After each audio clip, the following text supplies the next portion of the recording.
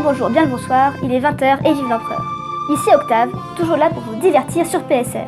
Au programme ce soir, Le Bon, la Brute et le Truand, un western considéré comme un des plus connus du genre, réalisé par Sergio Leone en 1966.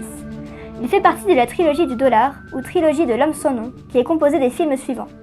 Pour une poignée de dollars, réalisé en 1964, Pour quelques dollars de plus en 1965, et enfin Le Bon, la Brute et le Truand en 1966, dont nous allons parler dans cette vidéo.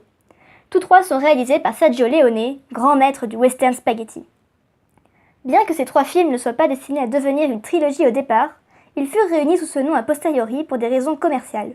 Ce n'est pas totalement idiot d'ailleurs, car le point commun de toutes ces œuvres est la présence de Clint Eastwood, qui interprète à chaque fois le personnage principal, sombre, mystérieux, servant ses propres intérêts. Rappelons rapidement que Clint Eastwood, né en 1930 à San Francisco, a joué dans plus de 80 films et possède au compteur 93 nominations et 16 récompenses. Il est également passionné de jazz et compose ainsi plusieurs bandes originales et quelques albums. Mais je digresse. Restons toutefois dans le thème musical et parlons de la musique du film, composée par Ennio Morricone. Compositeur, producteur et chef d'orchestre italien né en 1928, Ennio Morricone a à son actif 23 nominations et 16 récompenses, dont tout récemment l'Oscar de la meilleure musique de film pour Les 8 salopards de Quentin Tarantino en 2016. Il a composé la bande originale de la majeure partie des films de Sergio Leone, son ami et ancien camarade de classe. Nous lui devons donc le magnifique thème du film, dont voici un court extrait.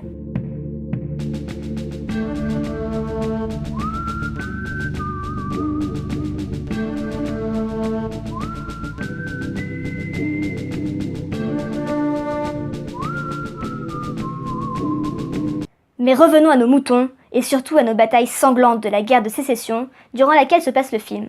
L'histoire racontée est celle de trois as de la gâchette, des spécialistes du pistolet et de l'Ouest américain, à la recherche d'un chargement d'or disparu. J'ai nommé Joe dit Blondie, ou encore l'homme sans nom, le bon, joué par Clint Eastwood.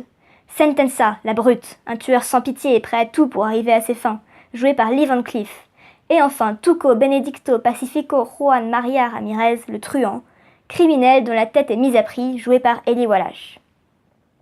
Au début de l'histoire, nous suivons Tuco et Blondie faisant les 400 coups ensemble et mettant en place des subterfuges plus ou moins élaborés pour récupérer l'argent des primes sur leur tête. Lorsque Blondie décide de mettre un terme à cette association, il abandonne Tuco dans le désert. On découvre pendant ce temps le personnage de Sentenza, ou le vilain monsieur, j'aimerais pas l'avoir comme voisin, qui apprend l'existence du trésor caché par Bill Carson dans un cimetière. Tuco finit par se venger de Blondie en le forçant à le suivre dans le désert sans eau, jusqu'à ce qu'il rencontre une caravane de confédérés, plus morts que vifs, dont Bill Carson. Oui, celui-là là-bas, qui n'a pas l'air au top de sa forme au fond de la caravane. Carson, dans ses dernières minutes, donne l'emplacement du cimetière à Tuco. Puis pendant que ce dernier va chercher de l'eau, le soldat confie le nom de la tombe à Blondie avant de mourir. Blondie et Tuco, ayant deux informations complémentaires, se voient obligés de voyager ensemble une nouvelle fois. Sentenza, quant à lui, tue, torture et pille les gens sur son passage pour obtenir des informations et capturer Blondie et Tuco. Après de nombreuses péripéties, les trois hommes se retrouvent devant la tombe pour une bataille finale, évidemment gagnée par, attention, spoiler alerte, Blondie, qui force Tuco à creuser avant de récupérer la moitié du butin et de partir avec le seul cheval, laissant le pauvre Tuco seul. On pourrait penser que ce film de 3 h et 6 minutes, oui, c'est très long, ne transmet pas de message particulier, mais c'est totalement faux. Il montre au contraire le côté le plus sombre des hommes, cette attirance pour l'argent, qui ferait tuer père et mère à plus d'une personne. Les personnages de Sentenza et Tuco sont des exemples parfaits des vices de la société dirigés par l'argent, mais transposés à une époque antérieure. Évidemment, Blondie n'est pas mieux qu'eux. Ce n'est pas une blanche colombe apportant un message de paix et d'amour, mais il garde une part de réflexion dans ses propos et ses actes, ce qui donne lieu à des répliques cultes qui sont restées dans les annales. Et d'ailleurs, pour finir cette vidéo en beauté, je vous propose un petit top 3 de mes répliques préférées du film.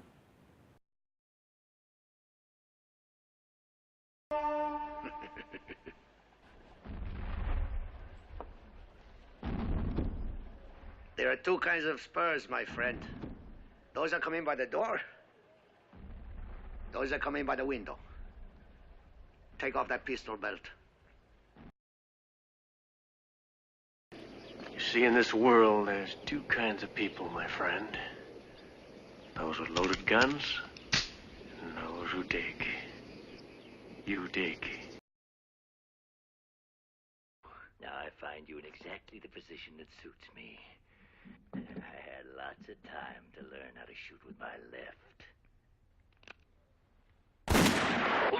When